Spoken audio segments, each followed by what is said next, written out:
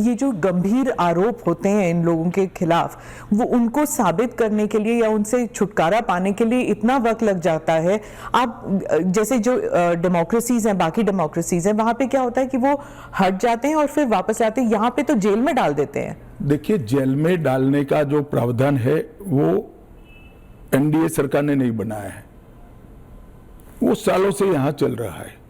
दूसरी बात कि ये जो आपने कहा कि गंभीर आरोप की व्याख्या क्या होगी, तो उसमें हमने व्याख्या कर दी है कि 5 साल से ज्यादा सजा का जहां प्रावधान है वहां पर उनको पद छोड़ना पड़ेगा। कोई छुटपुट आरोप के लिए पद नहीं छोड़ना है, मगर जिन पर करप्शन के आरोप है या 5 साल से ज्यादा सजा के आरोप है, ऐसे मंत्री, मुख्यमंत्री या प्रधानमंत्री जेल में बैठकर सरकार चलाए, ये कितना उचित है। पर दोष के ऊपर कैसे कर सकते हैं? पहले मैं आपको सीधी तो हो जाए ना।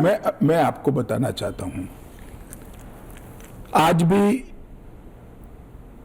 भारत के जन प्रतिनिधित्व कानून जो है उसके अंदर प्रावधान है कि किसी भी चुने हुए प्रतिनिधि को 2 साल या इससे अधिक समय के लिए सजा होता है तो वो अपने स्थान से मुक्त हो जाएंगे सांसद के रूप में।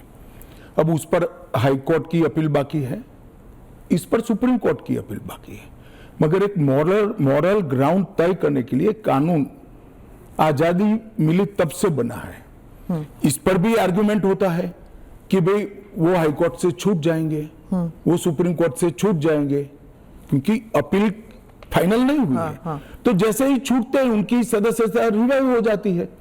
कई सारे लोगों की सदस्यता समाप्त हो गई और तुरंत रिवाइव भी हुई, ऊपर से सजा का स्टे मिलने के बाद। पर इस दौरान उनका राजनीतिक कुछ नहीं होता ना सर। सत्येंद्र जैन का देख लीजिए, उनके 4 साल कौन लौटाएगा? उनकी जो पॉलिटिकल लाइफ है वो तो खत्म हो गई ना। नहीं, मगर 4 साल तक उनको जमानत नहीं मिला, केस अभी चालू है। हाँ, तो पर उसके बाद सीबीआई का जो रिपोर्ट है वो कोर्ट ने एक्सेप्ट कर लिया ना। आप भयंकर भ्रांति में हो।